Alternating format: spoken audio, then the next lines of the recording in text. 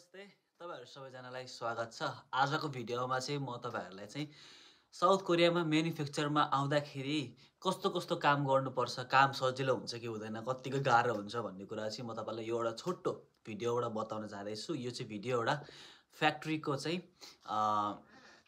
Fridge बनाउने फ्याक्ट्रीको चाहिँ video हो। म तपाईलाई यसमा डिटेल देखाउने छु र म तपाईहरुलाई बताउने छु र त्यो सँगसँगै इपीएस को तपाईहरुले सोध्नु भएको केही क्वेशनहरु म तपाईहरुलाई त्यसमा भन्ने छु। सो यो भिडियोलाई सुरु गरौँ है त। साथीहरु म तपाईहरुलाई आज कोरियाको एउटा फ्रिज बनाउने फ्याक्ट्री देखाउन जाँदैछु। यहाँ चाहिँ कस्तो कामहरु म्यानुफ्याक्चरमा आउनेहरुले कस्ता कामहरु गर्छन् भनेर तपाईहरुलाई यो भिडियोमा सुरुदेखि लास्टसम्म म तपाईलाई बताउने छु र यस भिडियोकै बीचहरुमा म तपाईहरुलाई मेडिकल रिपोर्टको बारेमा त्यसैगरी अन्य प्रोसेसको बारेमा पनि तपाईहरुलाई जानकारी दिने नै छु। अनि अहिले चाहिँ कोरियाबाट चाहिँ काम गर्नलाई धेरै अफरहरु नेपालीको लागि आइरहेको छ। कोटाहरु एकदमै बढ्दै गइरहेको छ। सो तपाईले सुरुमा यहाँ आइसकेपछि यसरी तपाईको औँला हालेर तपाईले चाहिँ आफ्नो फिंगरप्रिन्टले चाहिँ हाजिर गर्नुपर्ने हुन्छ है। त्यो फिंगरप्रिन्ट हाजिर गर्नुभयो भने तपाईको रेकर्ड त्यहाँ राखिन्छ। सो यसरी नेपालीहरु धेरै दाजुभाइ दिदीबहिनीहरुको लागि अहिले कोटा बढ्दै छ। अनि तपाईहरुलाई यो भिडियो ल्याउनुको मेन उद्देश्य नै तपाईहरुलाई पनि एउटा यो भिडियो हेरेर कोरियाको कामहरु कस्तो हुँदो रहेछ, म्यानुफ्याक्चरमा आउँदाखेरि एकदमै गाह्रो हुन्छ, सकिदैन भनेर धेरैले सोध्नुहुन्छ, विचार गर्नुहुन्छ कि साच्चीकै हो त अनि भनेर चाहिँ एउटा भिडियो मैले लिएर आएको हो। अनि तपाईहरुलाई यो भिडियोले चाहिँ धेरै मेहनत गरेर काम गर्न पढ्नलाई भाषा पढ्नलाई चाहिँ उत्साह दिन चाहेको है त। सो तपाईले यहाँ देख्न सक्नुहुन्छ कि यो भिडियोमा यसरी तपाईले फ्रेमहरु देख्न सक्नुहुन्छ। यस फ्रेमहरुमा चाहिँ प्राय चाहिँ फ्लामहरु राख्ने गर्दछ। फलाम टिनको या त फलामको एल्युमिनियमहरुको चाहिँ तपाईले फ्रेमहरु राख्ने गर्दछ। अनि त्यो फ्रेमहरु चाहिँ यहाँ देख्न सक्नुहुन्छ। यसरी ठुलो साइजमा हुन्छ जसलाई चाहिँ बिस्तारै काटेर अनि त्यसपछि फ्रिजको लागि विभिन्न पार्ट पुर्जाको लागि चाहिँ यसरी यहाँ काट्नु पर्छ। अनि काटेर चाहिँ साइजहरु तयार गर्ने गर्दछ। यो चाहिँ काट्ने मेसिन हो। अनि तपाईले यहाँ देख्न सक्नुहुन्छ यो मेसिन चाहिँ बेन्डिङ गर्ने मेसिन हो, जहाँ चाहिँ तपाईको फ्रिजको पार्ट पुर्जाहरु बेन्ड गर्नु पर्दछ है। अब त्यो ठुलो बाक्लो टिनहरुलाई चाहिँ अब आफ्नै हातले बेन्ड गर्न मिल्ने अवस्था हुँदैन, त्यो दिनभरिको काम हुन्छ। अनि यसरी चाहिँ यहाँ मेसिनमा हालेर बेन्ड गर्नुपर्ने हुन्छ। यहाँ तपाईले देख्न सक्नुहुन्छ यो दाजुले यहाँ यसरी बेन्डिङको कामहरु गर्दै हुनुहुन्छ। अनि चारैतिर कुनामा अब कुन आकारको बेन्डिङ गर्ने तपाईको चाहिँ यो फ्याक्ट्रीमा जस्ट 1-2 जना मात्रै हुँदैन, यसमा चाहिँ 5-10 जना हुन्छन्। अनि प्रत्येकको बेन्डिङ गर्ने त्यसपछि वेल्डिङ गर्ने कामहरु चाहिँ फरक हुन्छ। अनि यसरी चाहिँ फरक पार्ट पुर्जाहरु फरक डिपार्टमेन्टमा चाहिँ तयार गर्ने गरिदछ है त। अनि तपाईले नि कोरियामा आउनु भयो भने चाहिँ यसरी नै म्यानुफ्याक्चरद्वारा काम गर्नलाई चाहिँ तपाईले मौका पाउनु हुनेछ। यो चाहिँ तपाईले देख्न सक्नुहुन्छ कि सजिलो काम छ है। तपाईले मजाले उभिएर तपाईले चाहिँ बेन्डिङ गर्ने हो र यसमा पनि तपाईले चाहिँ अलि जोखिम हुने गर्दछ। तर त्यही भएर तपाईलाई चाहिँ कोरियामा आउनु भन्दा अगाडि नै तपाईलाई केही जानकारीहरु दिने गर्दछ र त्यसैगरी कोरियामा आइसक्नु भएपछि तपाईले आको 2-3 दिन चाहिँ तपाईलाई चाहिँ तालिमहरु दिने गर्दछ। तपाईको सुरक्षाको तालिम अनि यो बेन्डिङ गर्ने यस्तो कुराहरुको तालिमहरु तपाईलाई चाहिँ मजाले तपाईको डिपार्टमेन्ट तपाईको क्षेत्र अनुसारले तपाईलाई चाहिँ तालिमहरु दिने गरिदछ। त्यही भएर तपाईले चाहिँ अब यहाँ आएपछि सिक्ने हो कि कस्तो गर्ने हो, सकिन्छ कि सकिदैन भन्ने कुराको टेन्सन लाग्न सक्छ, चिन्ता लाग्न सक्छ। तर त्यसको चिन्ता चाहिँ तपाईले लिनु पर्दैन है, किनकि तपाईलाई चाहिँ पहिले नै तालिम केन्द्रमा तालिम दिइन्छ। अनि तपाईले यहाँ देख्न सक्नुहुन्छ अर्को साथीले चाहिँ यहाँ तपाईको नट बोल्टहरु जोडेर अनि यो स्क्रु हान्ने जोड्ने कामहरु नाप्ने कामहरु तपाईले गरेको देख्न सक्नुहुन्छ विभिन्न डिपार्टमेन्टहरु। अनि तपाईले देख्न सक्नुहुन्छ कि फ्रिजका पार्ट पुर्जाहरु यसरी राखेका छन् है त। विभिन्न डिपार्टमेन्टले यसरी राख्ने हो। अनि यहाँ यो दाइले चाहिँ तपाईको चाहिँ नापेर एक्ज्याक्ट नम्बरहरु मिलाएर अनि फ्रेमको अलिकति ठुलो सानो भएको छ कि छैन त्यो नाप्नु पर्ने हुन्छ। अनि त्यसैगरी स्क्रु लाउनु पर्ने हुन्छ। त्यो काम चाहिँ त्यहाँ हुँदैछ। सो यसरी नै तपाईको चाहिँ कामहरु चाहिँ कोरियामा तपाईले गर्न सक्नुहुन्छ म्यानुफ्याक्चरमा आएर।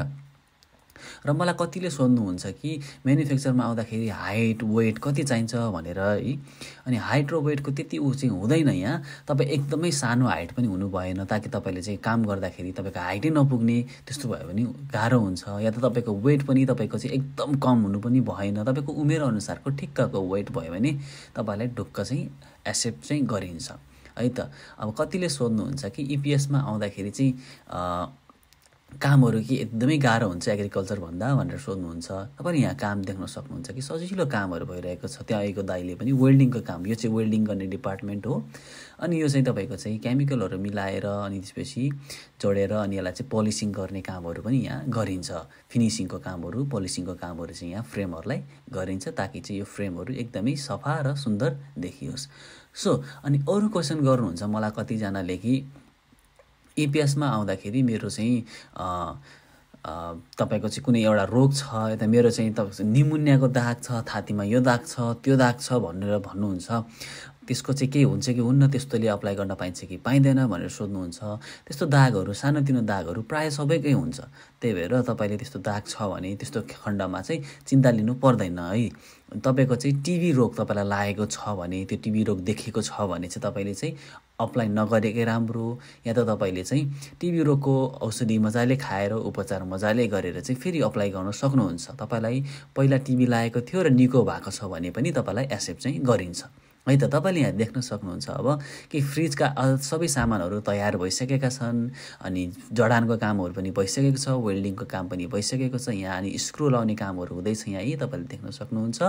अनि यसरी नै यहाँ कोरियामा चाहिँ तपाईँको फ्रिज बनाउने कामहरू पनि यसरी गरिन्छ। अनि तपाईँले देख्न सक्नुहुन्छ कि फ्रिजका अन्य पार्ट पुर्जाहरू जस्तै तपाईँले चाहिँ अब इलेक्ट्रोनिक पार्टहरू त्यहाँ जोड्नुपर्ने हुन्छ। अनि त्यो जोड्नको लागि विभिन्न डिपार्टमेन्ट हुन्छ अनि प्रत्येक डिपार्टमेन्टलाई चाहिँ उनीहरूको चाहिने आवश्यक स्किलहरू चाहिँ पहिल्यै तालिम केन्द्रमा चाहिँ सिकाइन्छ। अनि यसरी चाहिँ तपाईँले चाहिँ बिस्तारै दिनभरि लगाएर तपाईँको कतिवटा सक्नुहुन्छ त्यतिवटा फ्रिजमा तपाईँले काम गर्नुपर्ने हुन्छ। ल हेर्नुहोस् त यहाँ यस्तो कामहरू हुन्छ यहाँ कोरियामा चाहिँ तपाईँले चाहिँ गर्नुपर्ने है त। अब धेरै भारी लेबरको कामहरू गर्नुपर्ने हुँदैन, कतिचोटि चाहिँ कुनै बेला चाहिँ पर्न पनि सक्छ। तपाईँको चाहिँ कुन डिपार्टमेन्टमा तपाईँको कुन किसिमको काम हो त्यसले पनि फरक पार्दछ।